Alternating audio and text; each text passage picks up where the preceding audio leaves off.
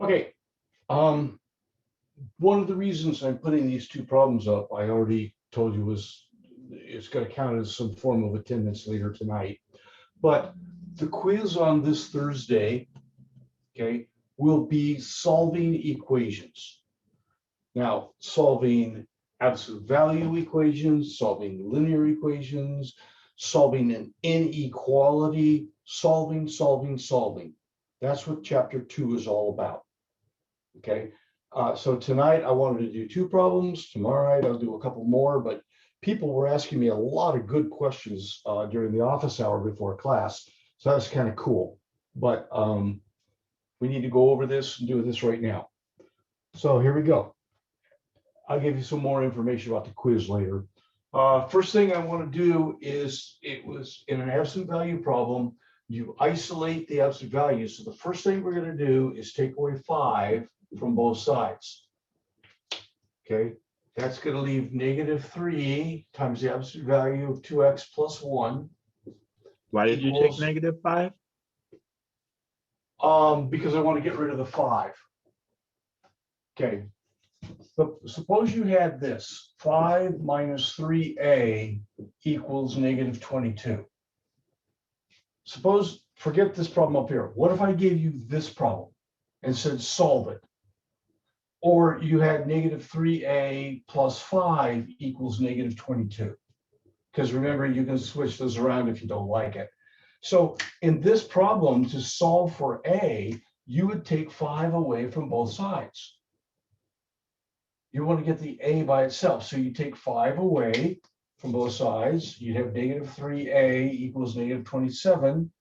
And then you divide both sides by the -3. Well, in this problem up here, the a that I wrote here stands for the absolute value. So if you would first take away 5 on this problem and then later divide by 3, you're going to do the same thing here. What you can't do is 5 take away 3 is 2. Okay, because that's well, backwards and wrong. Okay, but so you had to get rid of the 5 first. So now we want to divide by -3, divide by -3, and we get the absolute value of 2x plus 1 equals 27 divided by 3 is 9, and negative divided by negative is +9. So that's the first step, is isolate the absolute value. And you had to get rid of the 5 first, take away 5 from both sides.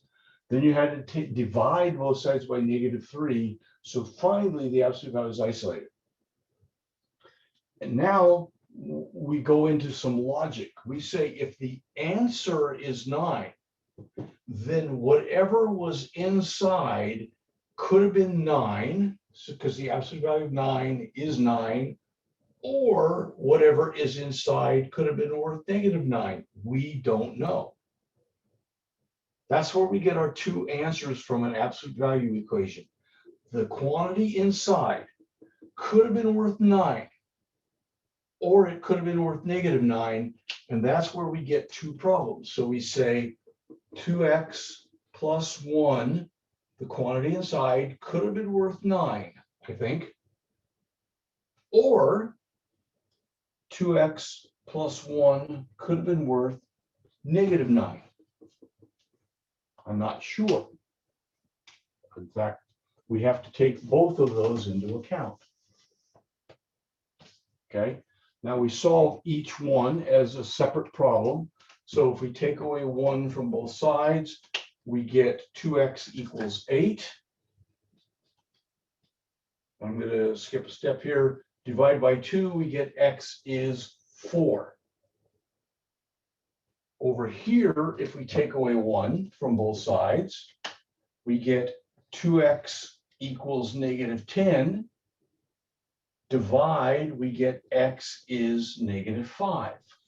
Now, I'm not sure how much this is showing on your screen. On my screen, we still have room. Remember, you pull all of these together into one single, what's called solution set. Okay, so that is the answer. This problem has two answers.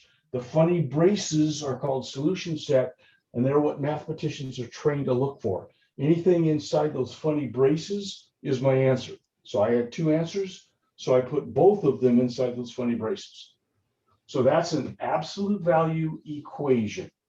Isolate the absolute value down to here, then split the absolute value up into two possibilities, and each one is correct. Each one is acceptable, and you need them both. All right, that's numero uno.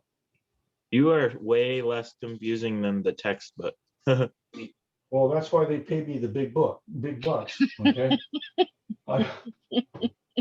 But that's why my lectures, believe it or not, I look and see what's in mom, and I tailor my lectures to what's in the mom homework. So only if my lectures don't make sense should you go to the book. You should be looking at my lectures first, seeing all my notes first, and then if you still don't understand me, then go to the book. I agree. I haven't found a math book that I totally like, but this one that's there is one of the better ones. Anyway, let's come to do Just this a one. quick question, Professor. Yeah, go ahead. So when we get to 2x plus 1 and we just we give the answer right away, is that okay, or we have to break it down over there? Did you get these two answers? Yes. How? And what if I gave you something bizarre like x over 3 plus 5 equals 1/3?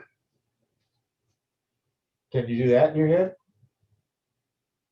No, No. I have to Okay. work it out. I think you need to work it out. Show Okay. at least a couple of steps. Okay. Okay. Mm-hmm. All right. Anybody else? Oh, this was a 2. All right. So nobody's asking questions about this particular one. So our first job is to distribute to remove all of the parentheses everywhere we can. So on number 2, it should have been 6x plus 2, because distribute the 2 in, plus the 4x equals 10x minus 5 plus 2. That would have been my first step. Distribute to remove parentheses. The last I'm number, sorry, Professor. Professor, Where did no, you no, no, get two- Whoa, two? whoa, whoa, whoa. I got competing people talking. Who's talking at me? Sorry. Hi, Professor. Shouldn't that be a 7 at the end, not a 2? Thank you, because that's the answer. 7 minus 5 is 2. I was ahead of myself. All right, there's another person talking, or were you yelling at me for the same thing? I think it was the same thing. Okay. All Thank right, you. thank you. Good catch. I did that on purpose just to make sure that somebody was paying attention. Yeah. Okay. So combine the like terms. That was the next step. So 4x, 6x and 4x is 10x plus 2 equals, add this. This is also 10x plus 2. Now, right now, you should be able to say, oh, something's happening. But even, let's say we took 10x away from both sides. Okay, that we're going to get 2 equals 2. Look what happened there. All of the variables dropped out. There's no more variables in this problem. And very technical term, but this is what I call the WTF problem. Now, WTF is not the answer. Okay, it's what you should be thinking. Something's wrong in this problem. Okay, go back, double check. Okay, thanks to Marissa, I didn't make a mistake. Yay. Okay, but I'm correct. Okay, all the variables dropped out, and I end up with this. Now, WTF doesn't mean it's some kind of screwed up problem. It means it's a trick. And what you have to do is you have to analyze this problem. And you have to say, this is true. 2 equals 2 is true. What that implies then is that every number in creation makes this problem true. So the solution is, okay, we could say all real numbers. Okay, you could say a fancy R. I believe mom uses that sometime. That's a scripted R. Or sometimes mom says negative infinity, comma, positive infinity, which literally means everything on the number line. If you think about that, from negative infinity to positive infinity is everything. Okay, any one of those answers. Oh, there's one more that mom uses and that other math teachers use, and that's called an identity. How would we graph that if we like? Would we ever have to graph an answer Well, like then that? you just make a number line and shade everything. Okay. Yeah, it's just because that's literally what it means. What it means is every number that you pick for X. See, on this problem, only these two numbers made the problem true. The only ones that you could plug in were 4 and -5. But this is saying, pick a number, any number, every number on the number line makes it true. So you would have to shade everything. Okay. Professor, one question. Yeah. For some reason, I went ahead and I went to get rid of the number instead of the 10x Yeah.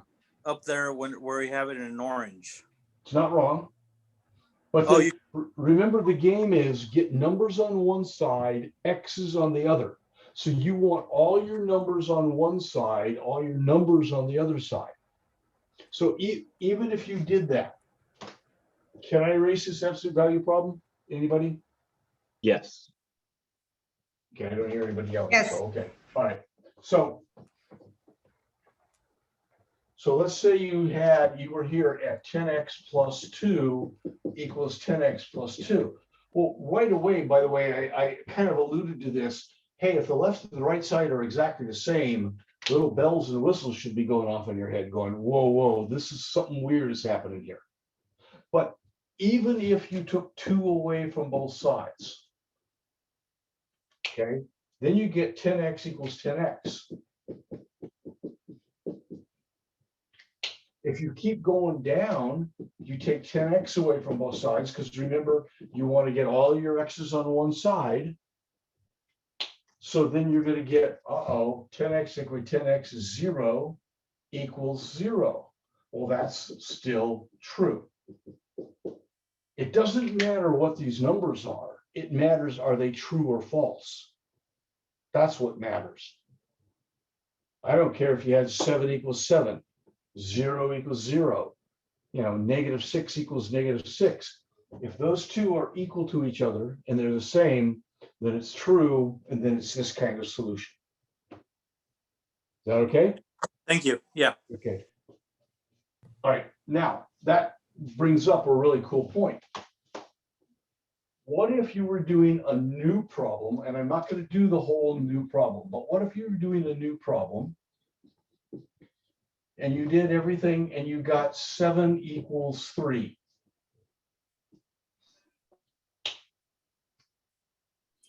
Shoot. Oh, I'm recording. Good. So let's say I set up some problem like this. You did all your steps and you followed all this and you worked it all down and you get 7 equals 3. Okay. Does not equate. Okay. Untrue. It's still a WTF. Okay. And if you don't know, ask somebody later. But this time it's false. And that literally means nothing makes this true. So in this problem, anything makes it true. In this problem, nothing makes it true. And so mom had you write no solution. Or indicate that in some way. Okay, no solution. There's no number. Here, there's an infinite number of solutions, all of them. That's why we invented this new symbol to talk about every number in creation, or almost every number, okay? No solution. Now, the proper math way is to say those funny solution set thingies that I've been pushing, but leave it empty. Some people call this the empty set. Remember what I said was those funny braces are what mathematicians look for to say, where's the answer? Okay, and so you put the funny braces, but you put nothing in it, indicating nothing makes the problem true. But most people don't like that. They like writing no solution. This is the proper math way. This is okay. That's how most people do it. Okay, enough of that. Moving on, new stuff. Okay, all new stuff. Well, maybe kind of that.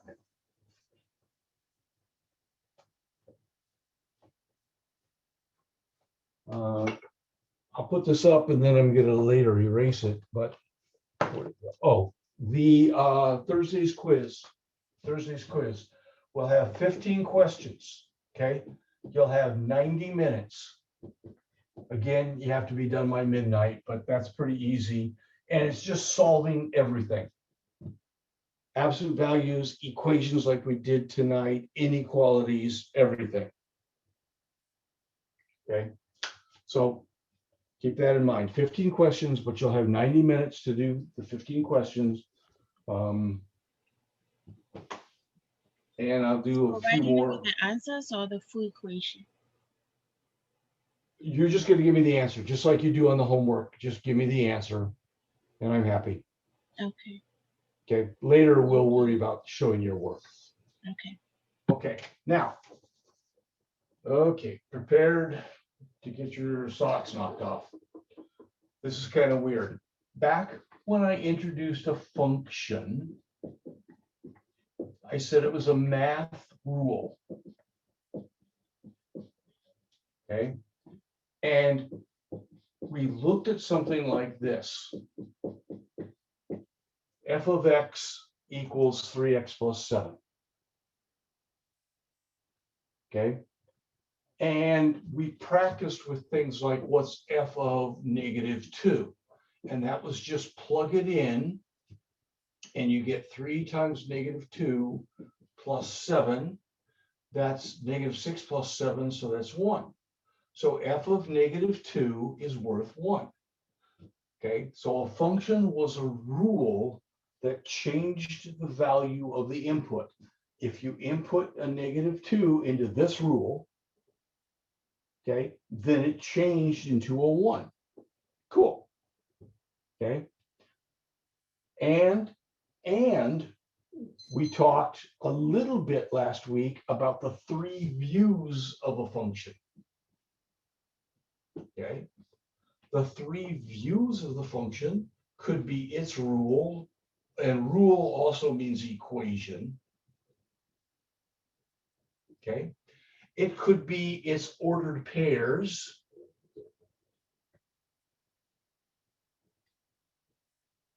So the ordered pair in this particular problem was when x was -2, the answer was 1.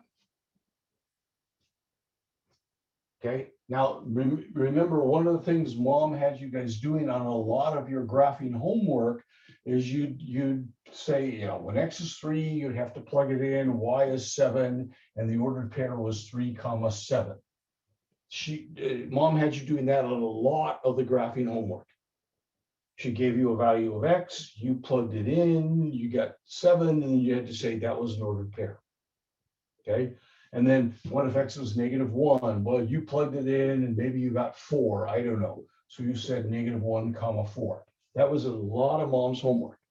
So you had a rule up here.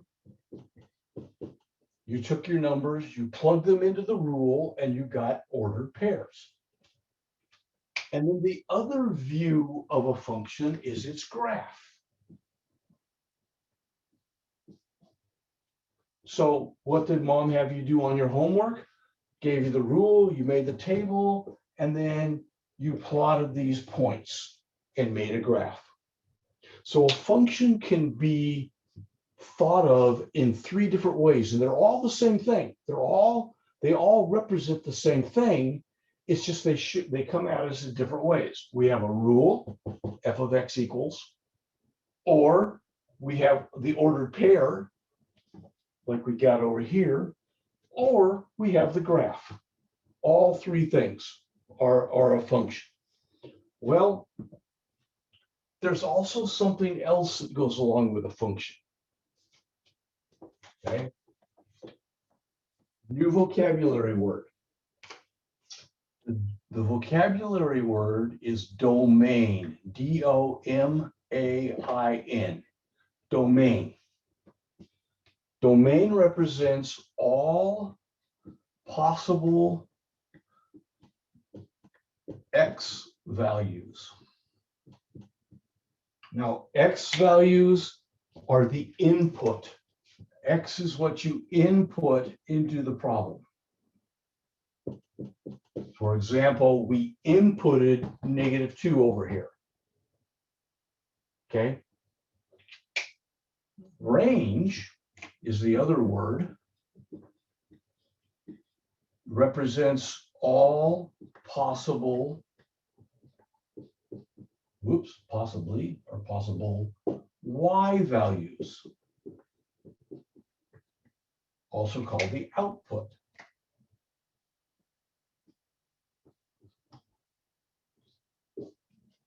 Okay, so we're adding 2 new vocabulary words to the concept of a function. Okay, now -2 is one member of the domain. It's one thing of the domain, but domain represents all possible numbers that you could plug into this problem. Range represents all possible outcomes, or what comes out, all possible Y values, all of them. This is just one example of an infinite number. Okay, so hang with me here. Domain is all possible Y values. Range is all, excuse me, wrong. Domain is all possible X values. Range is all possible Y values. Okay, so hold on to your shorts. We're going to get really weird right now.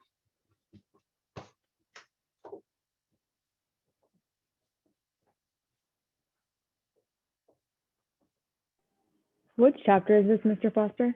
I'm sorry, this is part of chapter, well, part of chapter 4, but it's not in the book actually. But it will be in your homework. Okay, thank you. Okay, so chapter 4, this is domain and range. And again, oops, this is foreshadowing for what we're going to find much further in the course. Okay, so I'm going to give you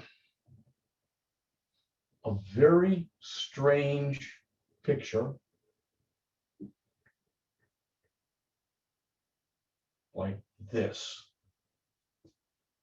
And I'm going to say this represents some function. I don't know, this is function number 1. All right, let's come up with some reasonable ordered pairs here. What about this point? What would you guys say would be reasonable for that point? I don't care. -3 and 3. Okay, that sounds good to me. What about this one down here? 0, -3. 0, -3. Okay, that's fine. What about this one out here? 5, +1. 5, 1. Yeah, I like it. 1. Yep, and 1. And how about that one? 4, 5. Okay. You can't go wrong, guys. This was just, I just made this up. So we're just putting ordered pairs on it. Okay, now, if I said, what's the domain of this function? Domain means all possible X values. So you would say, oh, it's -3, 0, 4, 5. And the order doesn't matter. I happen to put them in numerical order, but you could put them down any old way you want. Okay, domain means for this function, what were all of the X values? -3, 0, 4, 5. Okay, and to be technically, because I really like getting technical, it should be the set. Don't worry about it. If you get -3, 0, 4, 5, I'm delighted. Okay, now the range. Okay, the range means all of the Y values. Anybody want to take a shot? -3, 1, 3, and 5. No. Oh, -3. All right, say again, because I got confused. -3. -3, 1, 3, and 5. Yeah, I agree. Yay! -3, 1, 3, and 5. You guys agree or not, or disagree? Anybody? Remember, domain means X's, range means the Y's, but it means all of them. All right, that wasn't too bad. Until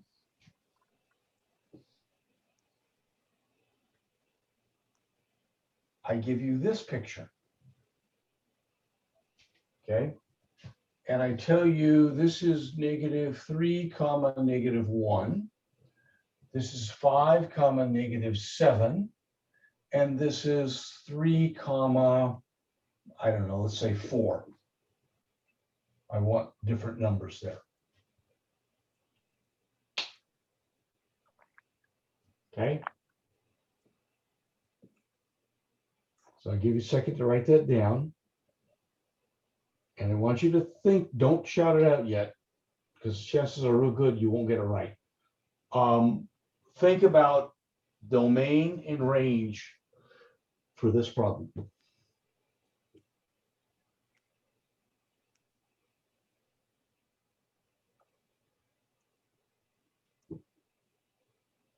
Okay. I'm going to walk you through it on the first one.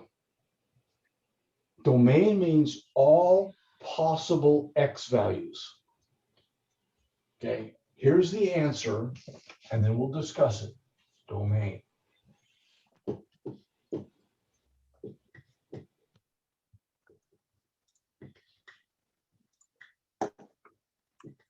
Bracket, -infinity, 5.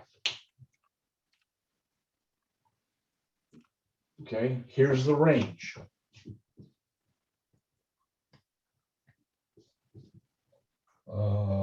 Bracket, -7, 4.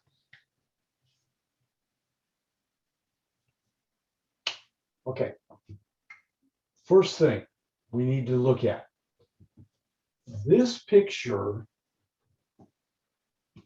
represents an infinite number of dots. Remember I told you last week that when we draw a line actually consists of an infinite number of dots, which represent an infinite number of ordered pairs. So when we draw a line, we're really seeing an infinite number of dots, okay, all along there. If you had said -3, 3, and 5, if you had said the domain was -3, 3, and 5, you've just picked up 3 of the X's, but what about all the infinite other X's? You've left out a whole bunch. You showed me this X and this X and this X. Okay, but you left out all the other X's that were in between. That's why we had to shoot for interval notation, because this is the way, whoops. My domain is wrong. Go back and check your notes. I don't know what the hell I'm talking about. My domain is -3 to 5. I'm sorry. Check, fix your notes. I'll shut up while you fix that. -3 to 5 is my domain, not negative infinity. I don't even have an excuse for that. I was wondering how it touched negative infinity. Yeah, yeah, right. Good call. Yeah, and it can't touch it either. Okay. So double check, make sure you've changed it. You can write something like Foster screwed up, should be -3. Okay. First off, look at the difference between this problem and this problem. This problem had 1, 2, 3, 4 distinct points. Distinct is the key word there. You could see them. There's 1 point, 1 point, 1 point, 1 point. You could see them. That's why we could just put down their numbers. Okay, but this problem has an infinite number of points. And we couldn't possibly list all infinity numbers. We'd be here forever. Okay, so when we see an infinite number of possibilities, then we go to interval notation. And we say the lowest x, the smallest x was -3, and all of the x's go up to 5. Now, let me show you my favorite, because I'm really big on making funny noises. Okay, I use what I call the squish test. Okay, and if you took this picture and squished it onto the x-axis, you kind of took this and squished it down, and this and squished it up, what would get hit? Notice I'm pretty good at this, make my grandkids laugh. Okay, everything from here out to here would be covered up. If you just took this and squished it onto the x-axis, everything from here to here would be hit. And remember, domain is x, so the question is, what would be squished onto the x? Everything from -3 to 5. Okay, run the squish test on the y-axis. What if we took this and squished everything onto the y-axis? You did up and up this way. What would be hit? Everything from here up to here. And what is that? Everything from -7 to 4. And that's how we got the range. Okay. Now, some people don't need the sound effects. Some people don't need the squish test. Some people can just look at the picture and say, oh, it's because the lines are drawn in, it's infinite. I need set builder notation. Okay. And the lowest x is -3, the highest x is 5. That's how I got it. And so on. All right.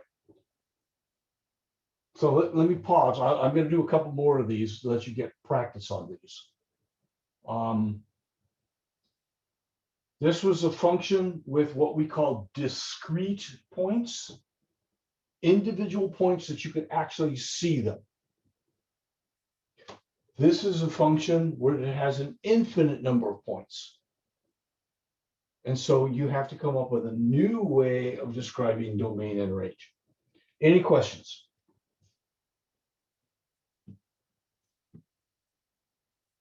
Okay, you guys want to try 2 more? See if you got it? Yes. Okay, Absolutely. all right, I need to erase this. Are we okay with this? Yes. Okay. I think the sound effects helped. Okay, well, wait, I'm gonna mute you guys because I sure as hell don't want everybody going, you know, on your, when you're doing your homework or you're doing this class stuff, but if it helps you, go right ahead. All right, first problem.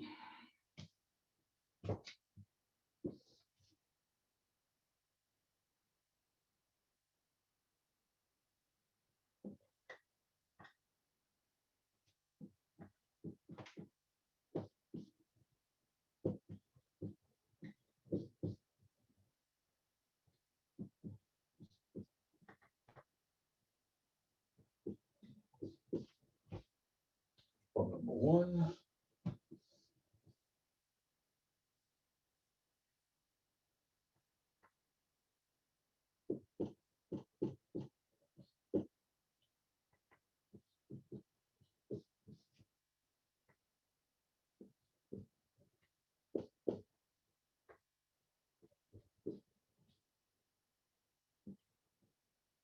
Okay, so I'm out of your way. First problem is 4 points here, like this. Second problem is this ellipse or oval, and I've given you the end points or the key points on this shape. Okay, so I want you to give me the domain and the range of each one of these. Give me the domain for number one, domain for number two, range for number one, range for number two.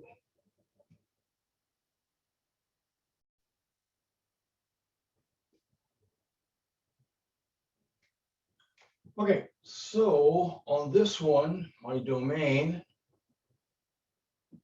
is, remember, it should be in those funny braces. Don't sweat it if it's not. -5, -3, 3, 7. Remember, domain means all x's. -5, -3, 3, 7. Range. Okay, I get -3, 3. Okay. We don't list it twice. If you did, I'm not going to take off for it. But because we don't say 3 twice. Okay, we've already caught the 3. That's fine. Okay, and 0. If you put the 3 down twice, I wouldn't take off for it. I'm just correcting you. That's all. So for this problem, domain and range, the reason I could write it as individual x's and individual y's is because these were called discrete points. They were individual points. Okay, this problem, okay. Hey, Foster, Yeah, the -5, 1 being -5, 2, and then 7, 2. Because it's not on the same as 2, 1. The y coordinate. what I don't understand. Why couldn't this be a 1? Oh, I see. I see what you're saying. Yeah, because it's not on the. Yeah, you're 100% right. My drawing is bad. Actually, let's leave that a 1. I don't know. Yeah, you just caught me. Thank you. Okay, so I screwed up again. It's okay. Don't beat yourself up. That's 70 years of beating myself up. You guys know how many times I had to take algebra before I passed it in high school? 3. Okay. 3. Okay, so let's try the domain. Now you see why. Domain.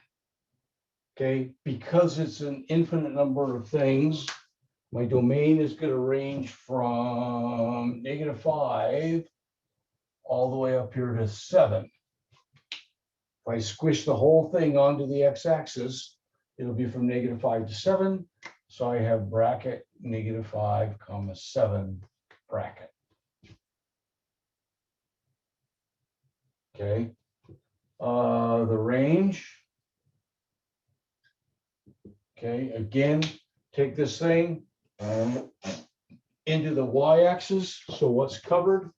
Everything from here up to here is covered. All of this gets squished into this thing. So we say bracket 1, 3.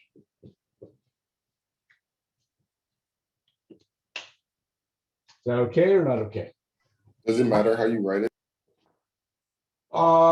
Yeah, it kind of does. It always goes bracket low, high. Now, whether or not you use parentheses or not, or brackets, that doesn't matter. But the smallest number is on the left, the biggest number is on the right. Whether you use brackets or parentheses, that doesn't matter. Small number on the left, big number on the right. Gotcha. Okay, good question. Thank you. Anybody else? Does it matter with the previous problem? No. And it's because we're using two different techniques to express our answers. Because these were discrete numbers, you can throw them down any way you want. But because this represents the number line, that's really what interval notation is what would you see on the number line? And we always read from low to high on the number line. Okay, that makes sense.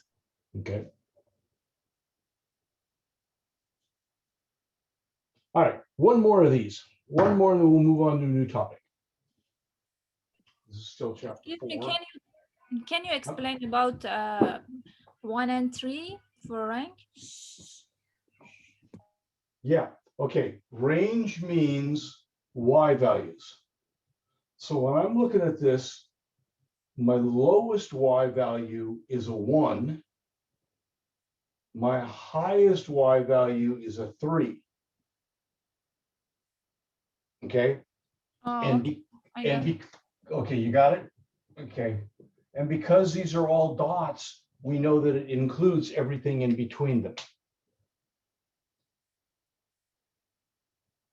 You okay? Okay, thank you. All right. Now, last problem on this topic, then we'll move on to a new one. Okay.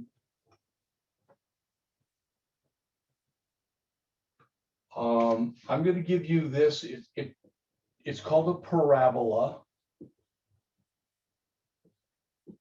You don't need to know that at this point, but it's basically a U-shaped curve. Something like that. It's a smooth U-shaped curve that just keeps opening wider and wider and wider and wider. And this point here, okay, the lowest point is called the vertex. Again, I'm giving you foreshadowing. You don't need this vocabulary word, but we are going to hit this later. And this looks like it's -1, -3. The vertex is the lowest point on that parabola. So a parabola is a U-shaped curve that keeps opening wider and wider and wider. Okay. It's got a vertex, which is the lowest point, or if it was turned down, be the upper point. So take a second to think about the domain and range of this. And yes, it's a trick question.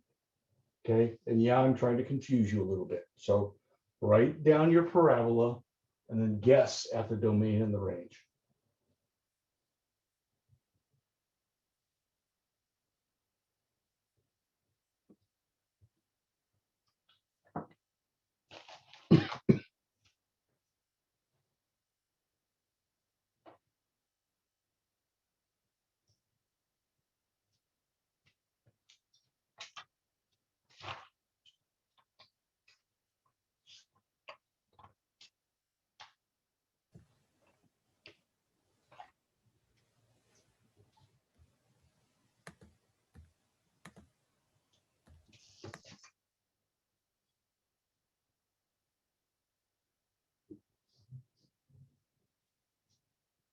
Anybody want to take a shot at domain? I do. Go ahead, shoot. Is it a negative infinity to positive infinity? Okay. Anybody got a different one? -1 to positive infinity? Oh, no, to negative. Okay, hang on a minute. We have range also. This is correct. Negative infinity to positive infinity is correct. When you said -1 to infinity, you were giving me the range. Okay, hang on. So think about this. If you took this picture and we squish it again onto the x-axis, all of these are going to get squished down to here. These are going to get squished up to here. And these are going to get squished down to here. And because it keeps opening up, we're going to keep graphing out now. We're going to hit everything because we squished it onto the x-axis. Okay.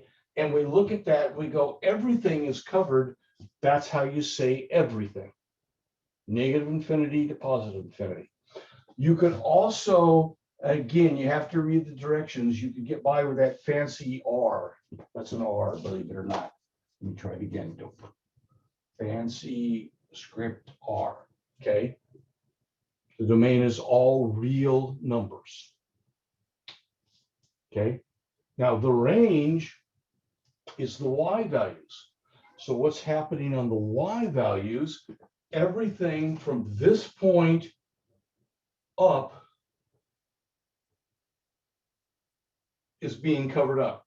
These are all going to get squished in here, and everything from this point up is going to get hit. So it's going to be bracket -1, infinity. That would be the range on this shape.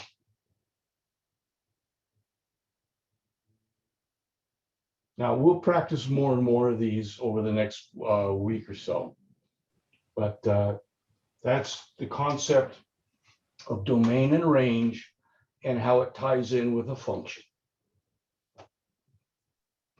Why is it -1 instead of -3 for the range? God damn. Because I'm an idiot and I am going to beat myself up. Thank you very much. God bless. Okay. Here, I'm gonna blame you 100% right. Guys, check your notes. I screwed up again. That's 2 times tonight. 2 more and I'll quit for the night. How's that for pressure? Okay. It's actually the third. I think she's the only one who noticed, to be honest. You're fine. But no, I can't do. Yeah, but no, I'm supposed to be teaching you guys and I'm doing it wrong. Ah. Okay. Okay, it's not the end of the world. Yeah, well, it is. Okay, it is. I'm going to blame it. I had my second COVID shot today, and I'm feverish. I'm tired. I got a sore arm.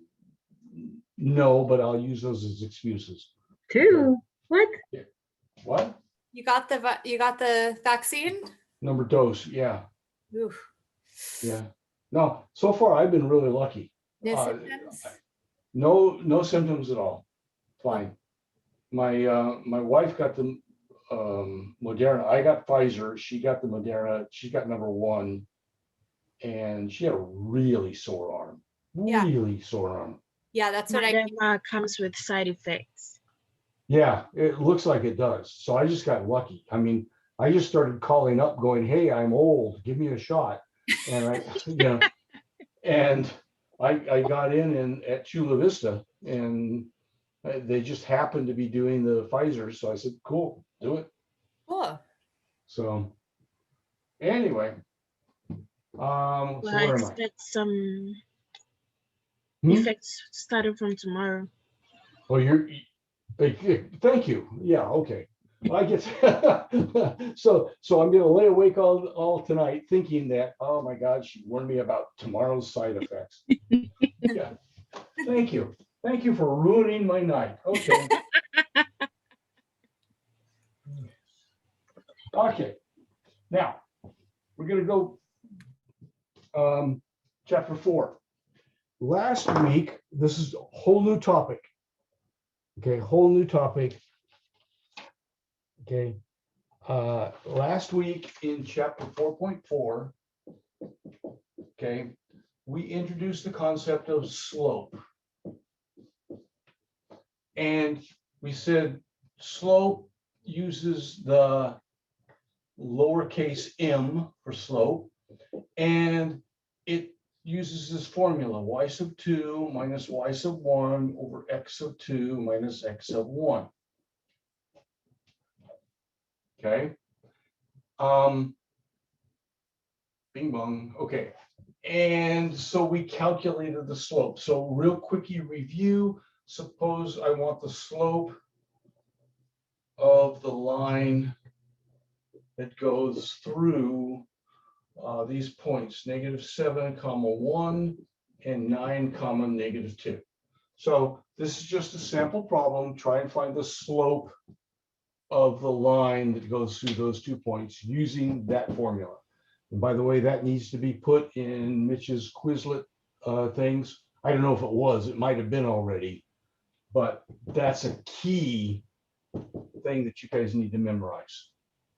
Key formula.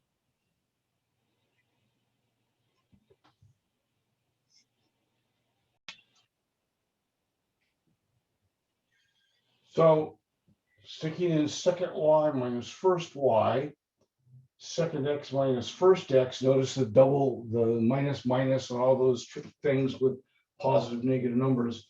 I got -3/16.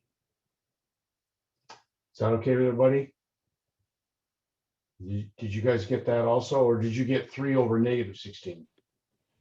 Got -3/16. Okay, all right. Remember, we've talked several times, you are totally allowed to move the negative sign anywhere you want. You can leave it in the numerator, you can leave it in the denominator. Tradition leaves the negative sign in the numerator, but it doesn't matter. Okay, now, there's a couple of things. I'm going to throw it up here. I'm not sure I'm going to have a chance tonight to talk about it. Okay, but I mean, to talk in detail. We'll come back and pick it up. And I know that chapter 4 has problems like this, but slope measures how slanted a line is. Okay, that's what slope, it's a measurement of delta change in y over change in x. Whoever's yawning, mute yourself because you're going to make us all fall asleep. Okay. The slope measures how slanted a line is. Change in x, change in y over change in x. Well, we have certain conditions. What about lines that are parallel?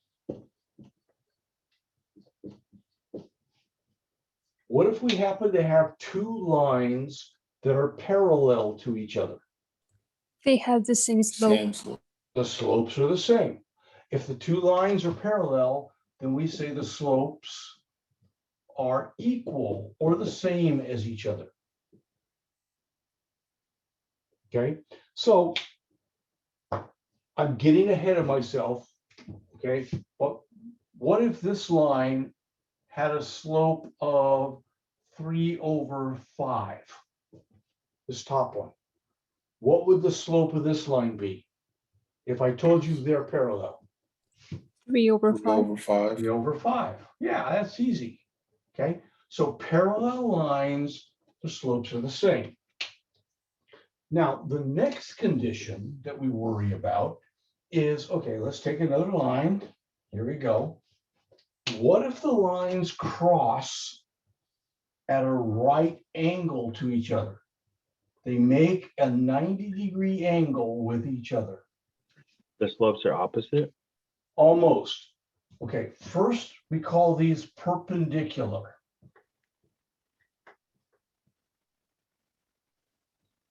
Perpendicular, L-A-R, okay. Perpendicular means the lines form a 90-degree angle. The lines form a 90-degree angle. They're almost opposite of each other. The slopes, okay, the slopes are two things: opposite reciprocals. Okay, and I'll explain that. Opposite reciprocals. Okay, so let's go back and let's say this U is 2/3. That's an M, believe it or not. That says M. M equals 2/3. Okay, slope is 2/3. Can you write with other color, please? Yeah.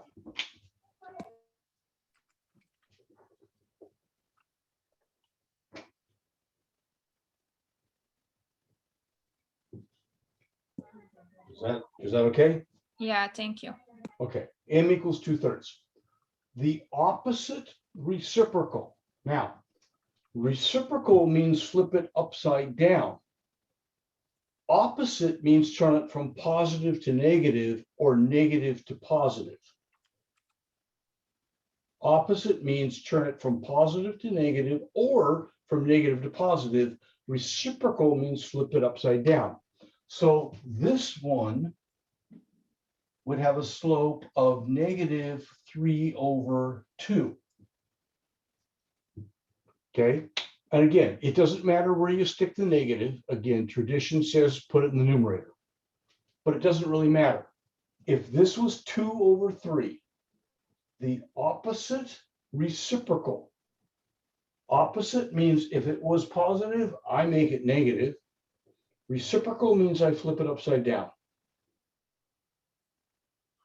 Okay, and we got a glare there, and I don't know what I can do with it. Yes or no for that? To be perpendicular, they have to meet two conditions, opposites and reciprocals. Okay, so what if I gave you this picture?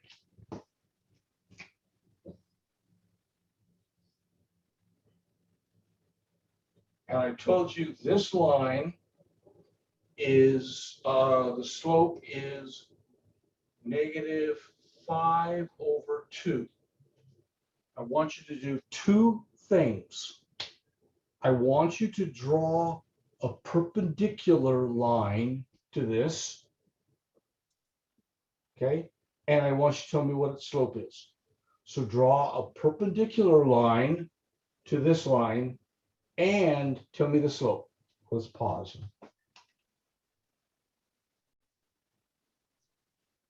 All right. The perpendicular, there's like an infinite number of perpendiculars. Any line you draw, as long as it forms a right angle with the original line, is called the perpendicular. So you could have drawn it here. You could have drawn it here, as long as it forms a right angle. All of these are perpendicular to the original line. They form a right angle with the original line. And all of these have a slope of opposite reciprocal. The reciprocal is 2/5. The opposite, if this was -2, this is positive 2/5. And you don't have to write the little plus sign. I'm writing it there for emphasis. Okay, so any line that you drew that looks something like that is good. It's perpendicular to the original line. But all of them would have the slope of 2/5, the opposite reciprocal from that. Yes or no? Yes. Okay, all right. Now, Mom's going to ask you some questions, and I may not get to everything tonight about parallel and perpendicular, but you guys can come back and ask me some questions, or you can figure it out, okay? But that's the concept of slope, okay? And sort of an important side issue is lines can be parallel, which means their slopes are the same or equal. Lines can be perpendicular, which means their slopes are opposite reciprocals from each other. Now, just because some books say they have a different definition than what I've written up here for perpendicular. Okay, in fact, most books have a different definition of what I use. Okay, most books say the product is -1. The product is -1. So if we got line number 1 and we have line number 2. Okay, if we have 2 lines, and let's say the slope of this line is 3/7. Okay, what does this line have to be so that when I multiply them together, I get -1? If one line had a slope of 3/7, what does the other line have to have? What slope is it so that the answer is -1? -7. Over 3, right? Over 3. -7 over 3, yeah. -7 over 3. Yeah, -7/3, which is the same thing I just said. Okay, I said the 2 slopes have to be the opposite reciprocal. Other books say that the product of the 2 have to equal -1. Well, that just means they're the opposite reciprocal. Okay, so we're talking heads and tails. I'm telling you the tails version, they're telling you the heads version, but in the end, it's the same coin. Okay, I don't care how you know it, as long as you can pick out the perpendicular slope. You know what's perpendicular. I like this, it's cleaner to me. But that's up to you. Just so you know, books have a different way of saying it other than mine. Doesn't matter to me at all. All right, now, a little bit of review.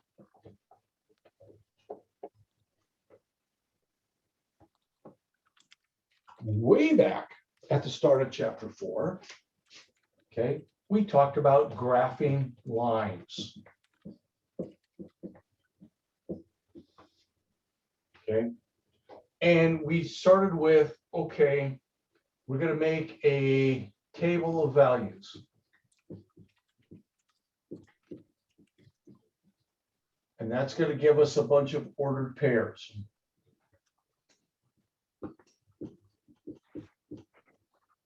And I kind of showed you how to use MOM to do that. Okay. Then we talked about intercepts.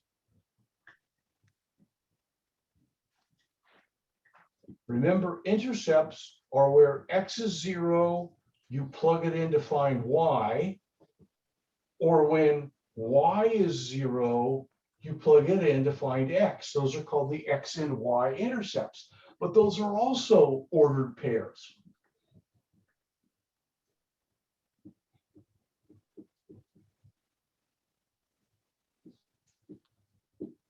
Okay, so those are the 2 basic ways of graphing a line. Okay, making just a table of random values, just pick an X anywhere you want, plug it in and figure out Y, and you get a bunch of ordered pairs.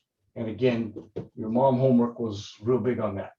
Then sometimes your mom said, find the intercepts and then graph. And the intercepts, okay, were always, okay, there was the X-intercept, there was the Y-intercept, and that's all you had to do is connect the dots.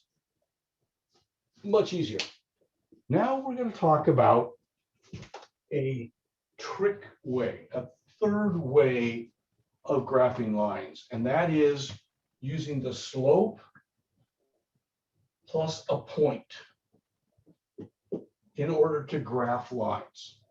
So we have 3 techniques. Table of values, plug them in, figure them out. Intercepts, which is kind of like tables of values, but it's using specific numbers. And then slope plus a point. Okay, and that's what I want to talk about for about the next 15 minutes. How to graph a line if I give you a slope and a point. Okay, now I want to erase all this so that we have room to work. But I wanted you to kind of see, this is, well,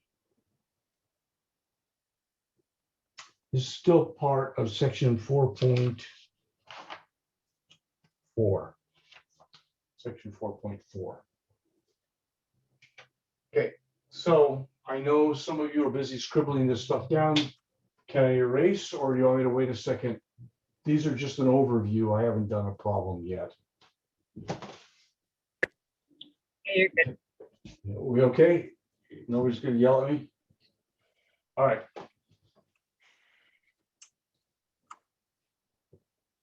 Okay, so I'm gonna walk you through the first one. I want to graph the line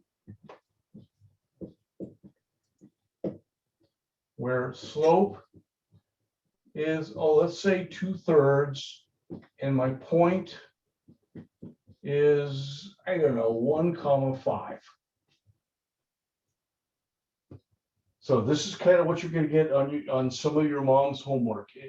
It'll be graph this line that has the slope of this and goes through this point. All right, I'll show you real quick. Is that 2/3 or 2/5? Thank you. 2/3. 3. Okay, thank you. Thank you. No, my bad. Okay, so we want to go through the point 1,5. Roughly, it's there. And if you guys did any graphing this weekend with mom, you plot a point and then you click on that little thing that says draw a line, and it would draw a line and you could spin it everywhere. And it took you a while to get it to go through all the same points, the right ones, okay? But you've got to go through that point. Well, what we want to do on this is we know that slope, okay, is, remember I wrote this the other day, delta y over delta x.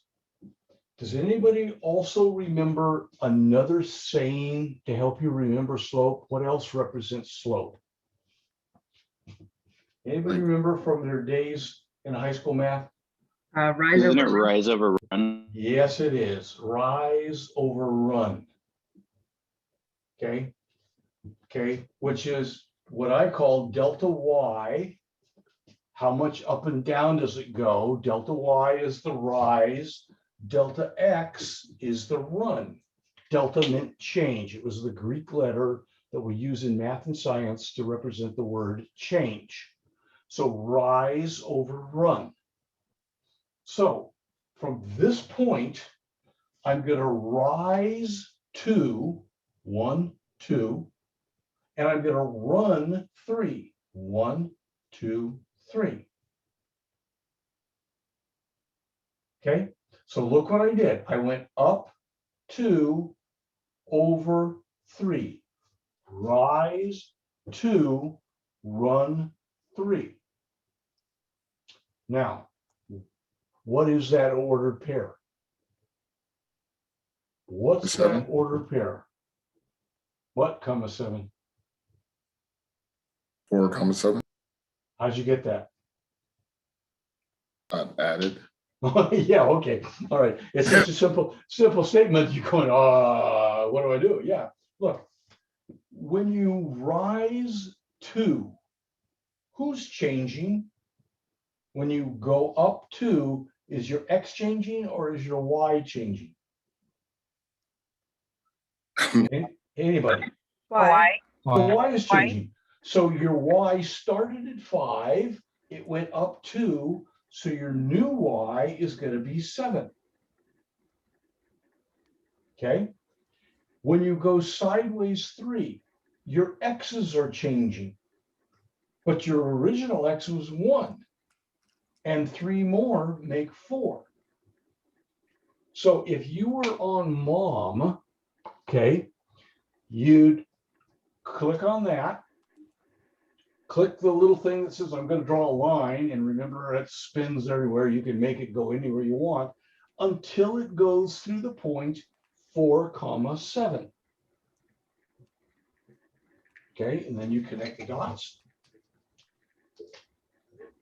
And you're done. That's it. That's it for graphing on mom, and that's it for graphing.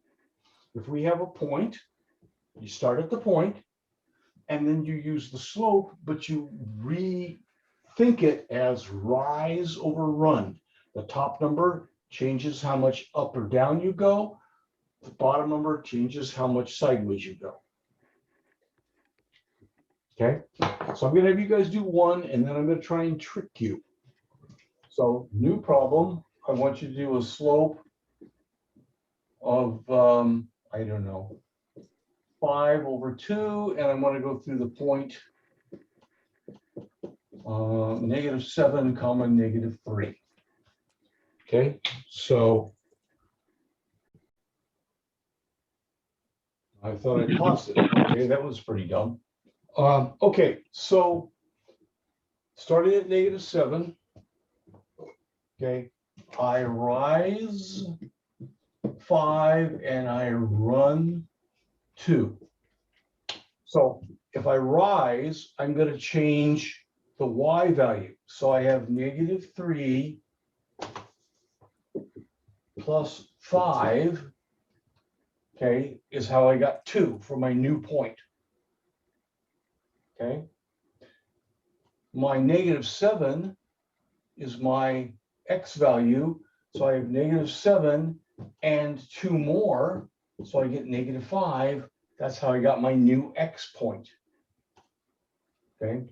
And so again, on mom, you'd locate the -7, 3, put a dot there. Then you pick the line thingy and spin it around until it goes through the point -5, 2, and you'd click, and that would be your answer.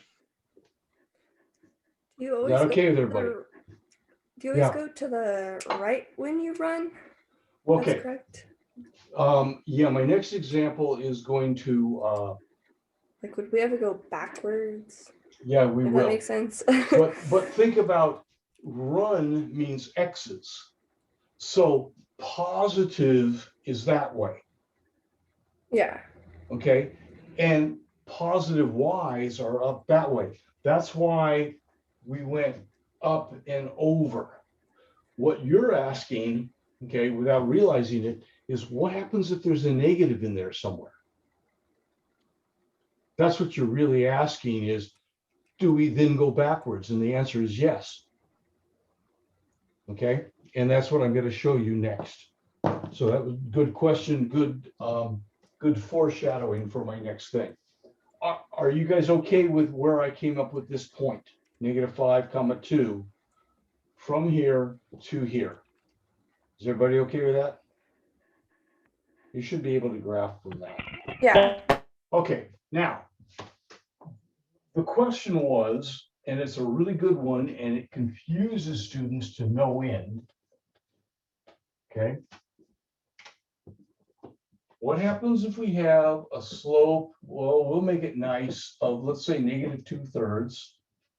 And let's make it real nice. Let's say my point is, I don't know, 5, 7.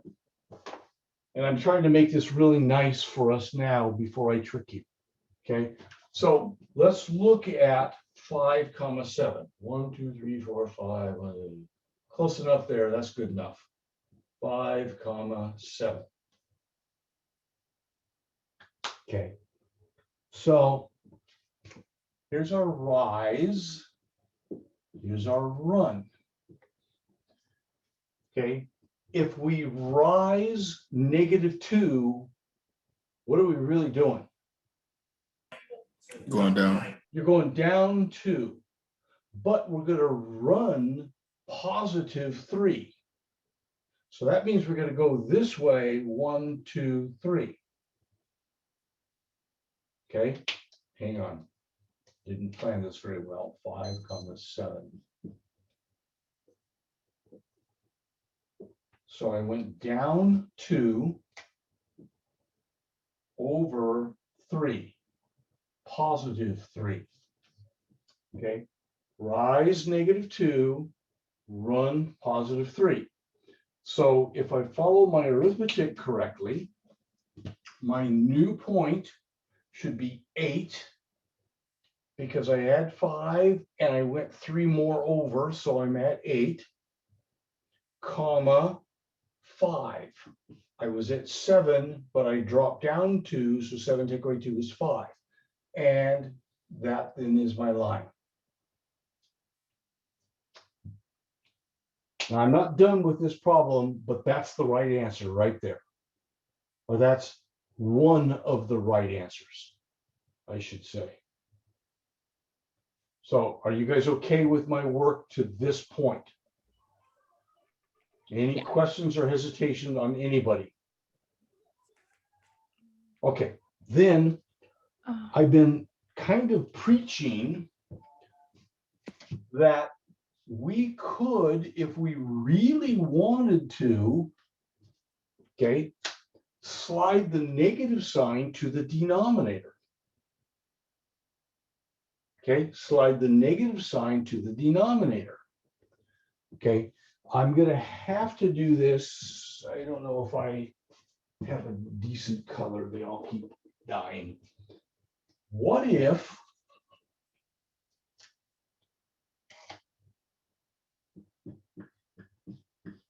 okay, going back to my original point, 5,7, I rise to, go up to 1, 2, and run -3.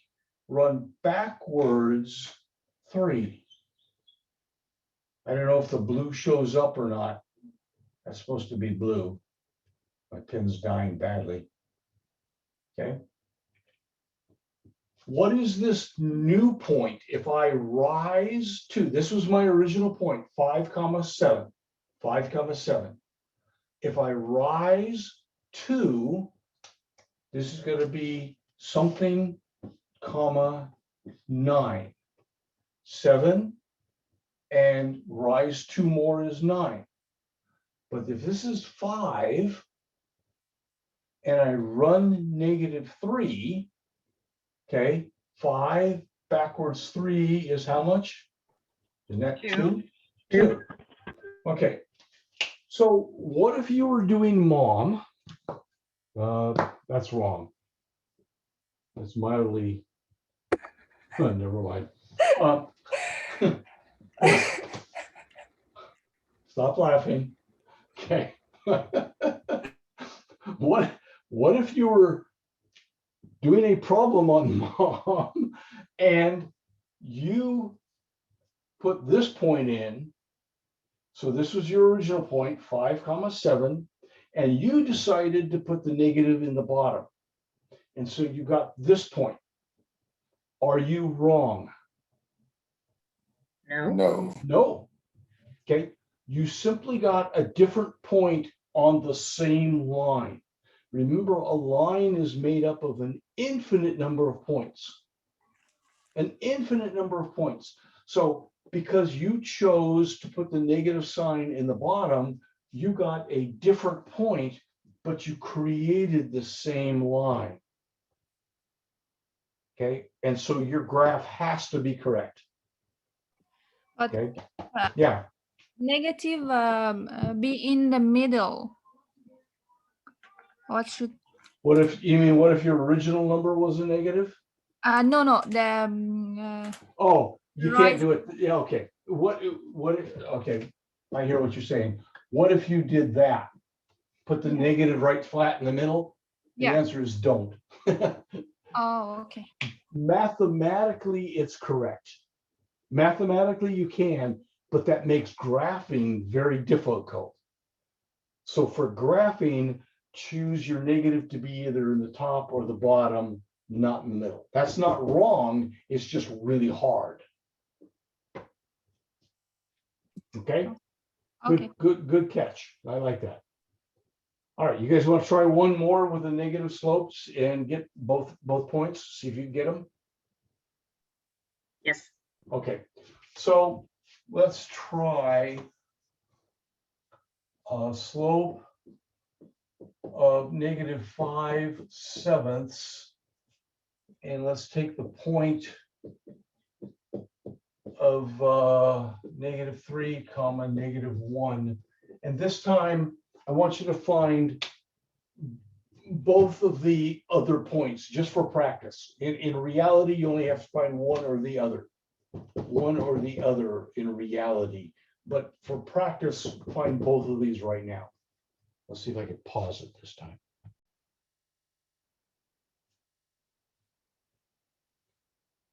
Okay, so I put my original point, -3, -1 here. Okay. And now I want to rise -5 and run 7. So I'm going to rise -5, 1, 2, 3, 4, 5, run 7, 2, 3, 4, 5, 6, 7. Okay, so where am I? If I rise -5, I should be at -6 for my Y value. And if I run 7, I should be at 4. Hey, I got it. You sound shocked. Okay, all right. So that's the point. Now, how do I get the other one? It's somewhere back here. So let's rewrite this as 5 over -7. So if I put my negative sign in the bottom, so this time I'm going to rise 5. Okay, so I'm going to go 1, 2, 3, 4, 5, rise 5, and I'm going to run backwards 7, -7. Okay, I need to throw this away. So where am I? Professor, would the first one be, the first one that you did would be 4, -8? Because you went down -5 or no? I got a -8 too.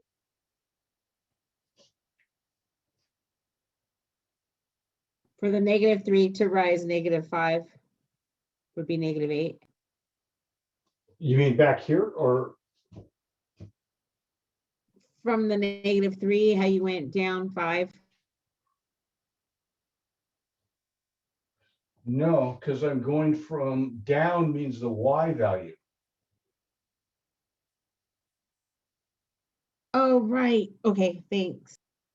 So down is Yeah, the my Y bad. value. So from -1 down 5 is how I got -6 for the Y values. Yeah, I see that. I got it. Okay. So if the slope was -5 over 7, you're not moving backwards 5. That's the Y value. No, no, no. That represents the top number is the Y value. You're moving up or down 5. The 7 is the X value. It's what controls the sideways motion.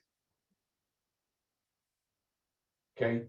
So Okay, thank you. what you're trying to do, and probably others, is you're confusing the 7 with the -3. No, it should be with the 7 and the 1. I'm sorry. The 7 is an X, but the 1 is a Y. The 7 represents the changes in the X's, but the -1 is a Y value. Those two can't be mixed up together because one's an X, one's a Y. They don't get along.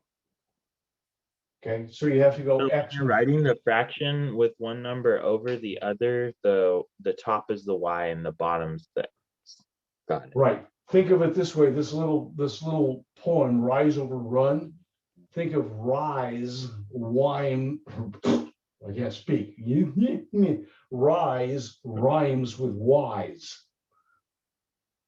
Rise and wise. So the top number is the Y value, the change in the Y value. The bottom number is the change in the X value. Yes. And you started to say that and I cut you off.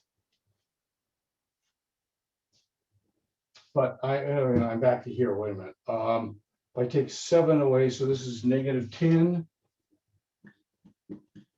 comma 4. Is that okay with everybody? For my second point back here? Yes, that's what I got. Okay. Okay. Still on 4.4, and this is taking slower than I thought. Shoot. Shoot. Okay. All right. Now, I need to erase this because I need to show more about slope and more about graphing. So are we okay? All right. Yes. Yes. All right. Yes. Then there is it's kind of a formula that almost everybody who's had algebra before has seen. There's a line, and this formula is called slope intercept. And it looks like this: y equals mx plus b. Almost everybody who's had algebra at one time or another before, maybe it was a long time ago, but that's the equation of a line in what's called slope intercept format. Okay, an example would be something like y equals 3x plus 2. Okay, or another example could be y equals negative 2/3 x minus 7. These are examples of lines that are in slope intercept format. Okay, why? Well, remember the m, okay, represents the slope. So on all of these, you could just look at it and say, oh, look, on this one, the slope is 3. On this one, the slope is negative 2/3. You just look at it and go, that's the slope, because the m represents the slope, 3, negative 2/3.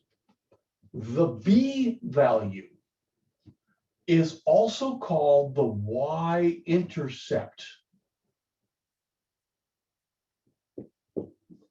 The y-intercept. So that's why it's called slope intercept, because you can look at it and you can say, aha, this one right here has a slope of 3 and a y-intercept of 2. You can look at this one and go, ah, this has a slope of negative 2/3 and a y-intercept of negative 7. Just by looking. Okay, so now the question is who gives a flying fig over this? Why is this so important? Well, let's look at this. Suppose you have y equals 2/3, negative 2/3 x minus 7. You can graph that in about 3 seconds, because you know that the slope is negative 3/2, and the point is 0, negative 7. And now it's exactly what we were just doing about 3 minutes ago. You go to the 0, negative 7.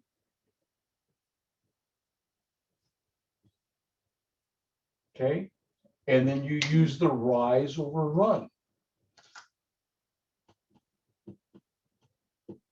Wouldn't the slope be negative 2/3? Ah, dang it. Yeah, I'm busy talking too fast. Thank you. Sorry. Okay, negative 2/3. So how do I use that rise over run that we were just talking about if I start at 0, negative 7? Well, I go down 2, go over 3. 1, 2, 3. So this will be 3, negative 9. And you can get mom to graph that real quickly, and you're done.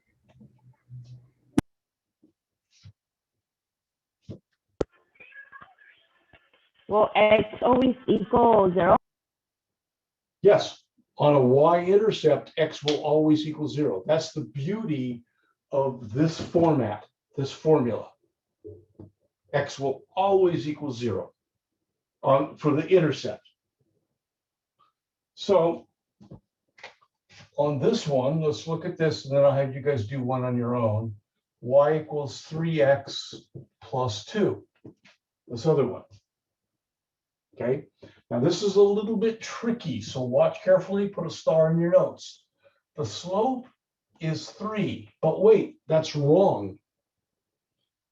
Slope has to be an X and a Y. So it's actually 3/1. Because remember, we need to get an X and a Y. So even though we wrote slope was 3, we cheat a 1 under it, so we get rise and run.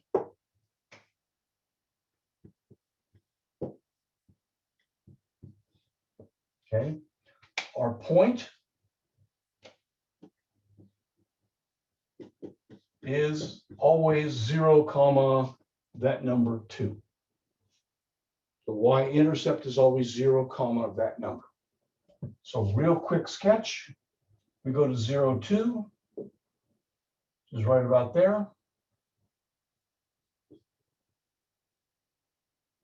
Okay, we're going to rise 3, 1, 2, 3, run 1. So if I rise 3 and run 1, I'm at 1, comma, 5. And there's my line.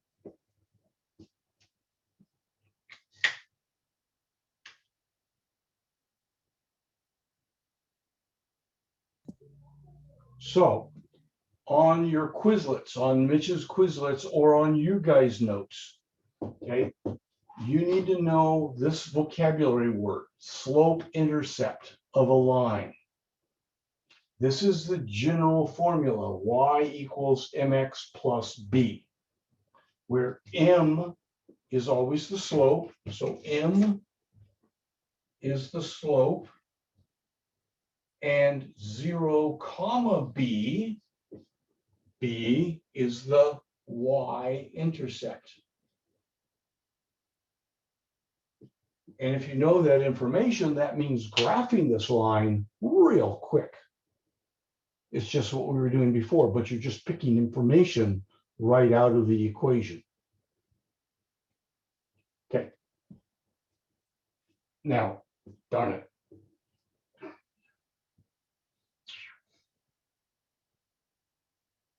I promised the student that there was something I was going to get to tonight, and I am going to get to it. Okay. So I'm going to get to this. We're going to go to 4.6. Okay.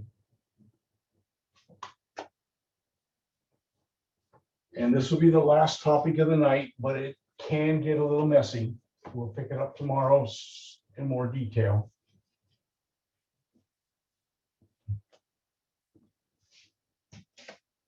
Chapter 4.6, we want to find the equation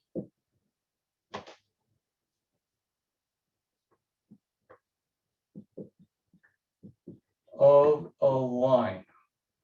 Now, I'm going to give you worst case scenarios. There will always be shortcuts. There will always be shortcuts, but I'm going to give you a general concept, and then later as we do the homework and work through this, we'll talk about other concepts or shortcuts. But you must have, okay, you must have a slope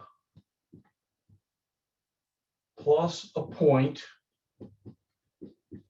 and you're going to plug into y equals mx plus b. And I'm going to walk you through a couple problems.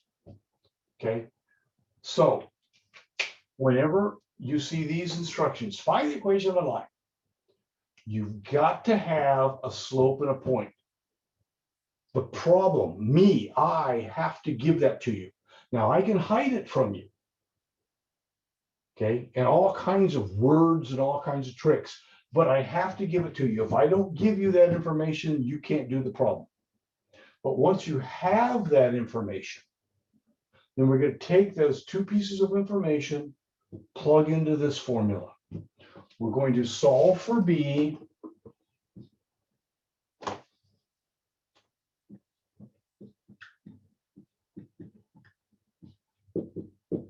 And then we're going to rewrite. And I will do a couple of these. Find the equation of the line. If that's your directions, find the equation of the line. The first thing you do is locate a point and a slope. Okay. Then you plug it into this equation. Okay, and find the value of B, and then I'll show you the rest. Really kind of important.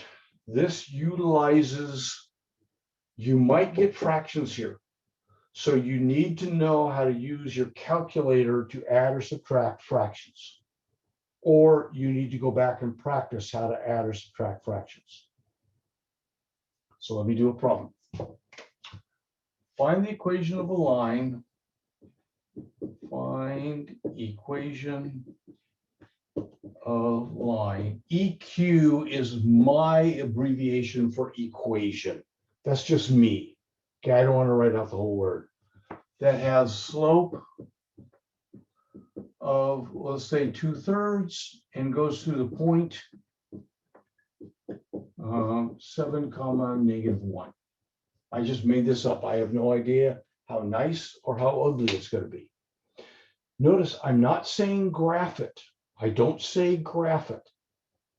I say find the equation. Okay, you'll see what I mean when I do this problem.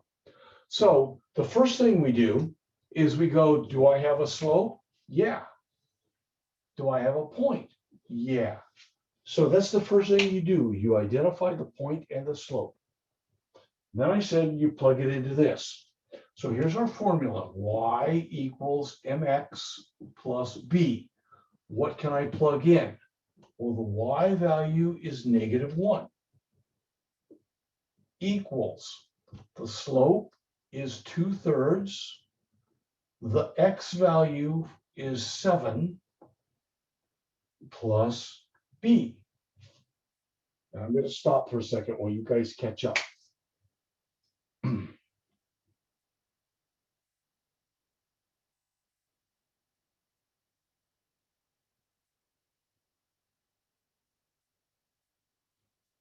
So I found the slope. I identified it. There it is. There's the point. I took this formula and I plugged in. I said, in this problem, the y is -1. Okay. The m is 2/3 and the x was 7. So I plugged all that in. Now I have to use my algebra skills and my knowledge of fractions, to solve for b. Okay. -1 equals 14/3 plus b. Remember, how do you multiply fractions? Top times top, bottom times bottom. So instead of 2/3 times 7, I just wrote it as 14/3. Now, using your calculator and your algebra, you're going to take away 14/3 from both sides. That's just your algebra. You go, I need to get b alone. So you're going to take away 14/3 from both sides. But now you're going to use your knowledge of fractions or your calculator to say what's -1 minus 14/3. That's why you wanted that scientific calculator and you wanted to play with that fraction button. -1 minus 14/3. Okay. And you probably should get -17/3 equals b.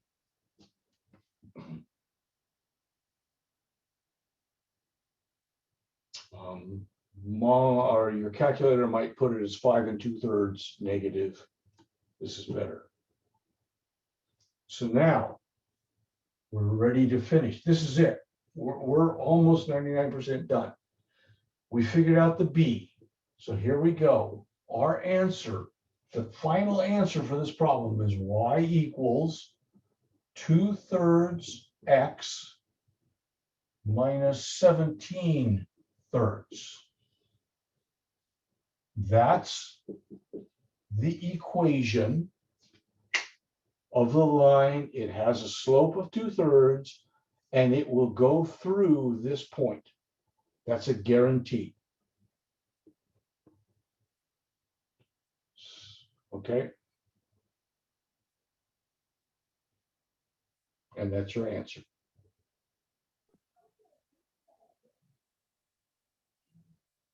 $17 over third or 7 over third? 17. I'll show you the way well, actually, let's make sure, because I haven't been very good tonight at all. -1 minus fraction 14 thirds. Yep, 17 thirds.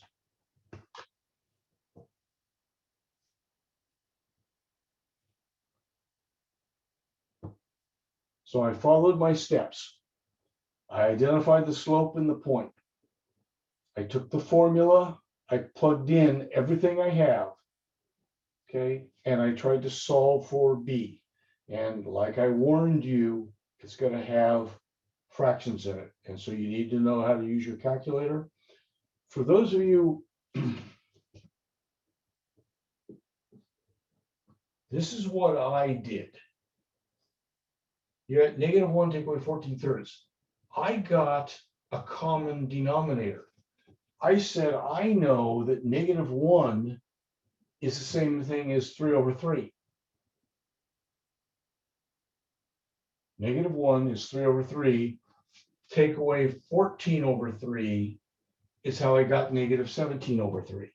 I got a common denominator in my head because I knew that I can take -1 and I can make it as -2 over 2, -3 over 3, -7 over 7. I can turn -1 into any fraction I want as long as top and bottom are the same. So that's what I did. But then you questioned me, and so I got all panicky and did it on my calculator, and I still got the same answer. Okay, there's my answer. I'll do another one. Okay, let's take, find the equation of a line. So I want equation of a line again. This time I want my slope to be -1/5. And I want to go through the point. I don't know, 6, 2. Now, do you guys want to work it out or you want me to do it? I'll work it out. You guys want to work it out? Okay, we'll pause it for a second.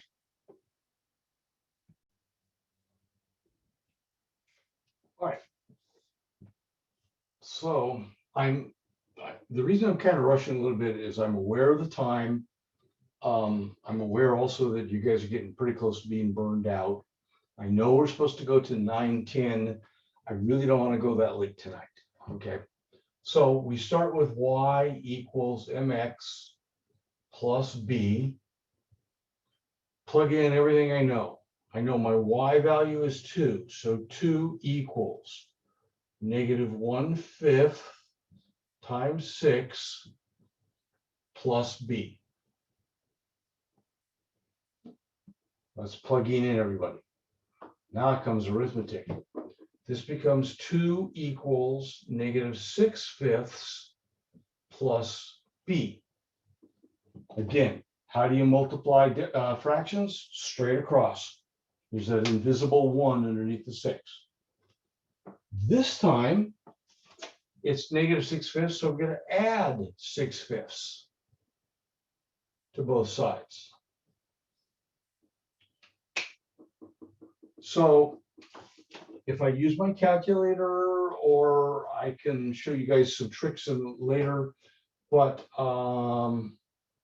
this becomes 16/5 equals b. So you add 6/5 to both sides, so b gets alone. Okay, use your calculator or your brain or your scratch paper to add 2 and 6/5, whatever those are. Okay, and you get that. So you put it all together. This is your b value. So your final equation is y equals -1/5 x plus 16/5. That is the equation of this line.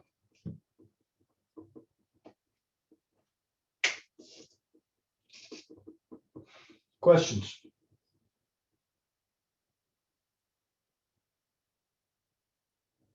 No? Dead silence. I love it. No, I'm good. Okay. All right. Depending on your background, how much you had in high school, if you had algebra at all, how much you actually remember, because some of you may have taken a lot of algebra and now you can't remember squat. Okay. And that's just the nature of mathematics. Man, it goes in one ear and out the other so fast. It's not even funny.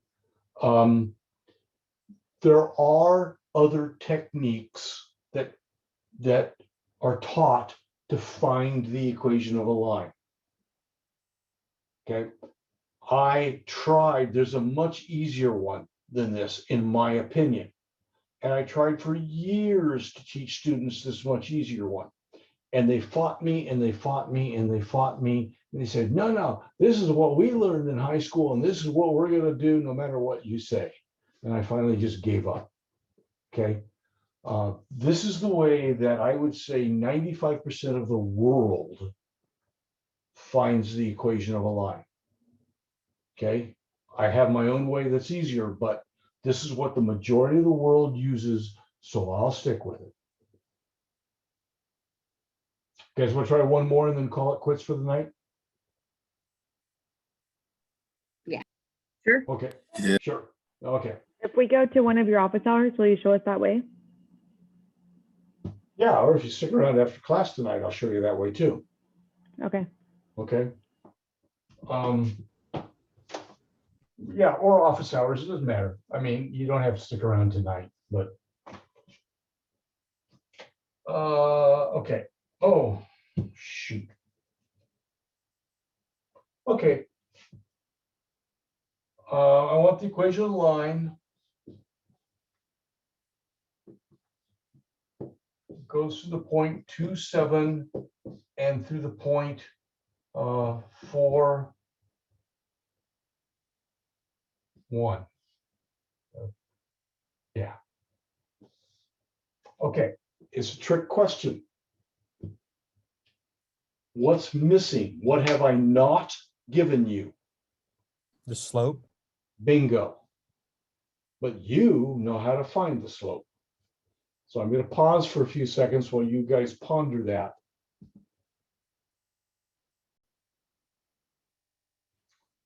Okay, it goes something like this.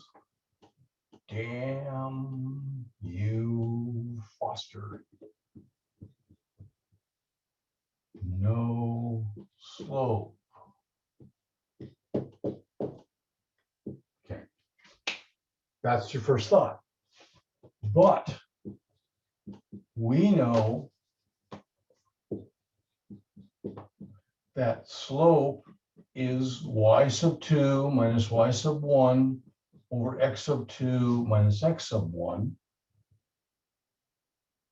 So we can plug it in as 1 minus 7, y(2) minus y(1) over 4 minus 2, x(2) minus x(1). That gives me -6 over 2. So that tells me my slope is -3. Remember, I had up here, I said I have to give you the slope and a point, but I'm allowed to hide it from you. So in this problem, I gave you 2 points on the line, but I hid the slope from you. The slope was there because you have this formula. So you had to go, damn, I got to get that slope. So I had to calculate it. Now, did I do it right? 1 minus 7 is -6. 4 minus 2 is 2. Yeah, I did it right. Okay. So now I can actually start the problem. But I first had to find the slope. Okay. So here we go. We start with y equals mx plus b. Now, whoa, got a problem. I'm supposed to plug in a point. Which point do I plug in? Any point. Any point. But wait a minute. Be consistent. If you're going to use this y value, the 1, then you must use its x value. You can't go, okay, I like the 1, I like the 2, so I'm going to use onesies and twosies. No. If you say that's going to be my y value, the 1, then that has to be your x value. Okay? You'll get the same final answer if you use 7 and 2 for your, which is why I hate this. Okay. So it doesn't matter. I usually pick the one with the smaller numbers. Can you guys hear me okay? Yes. Okay, because Yes. because this stupid ear thingy, when it falls out, sometimes it turns itself off. So I'm going to use the 4, 1.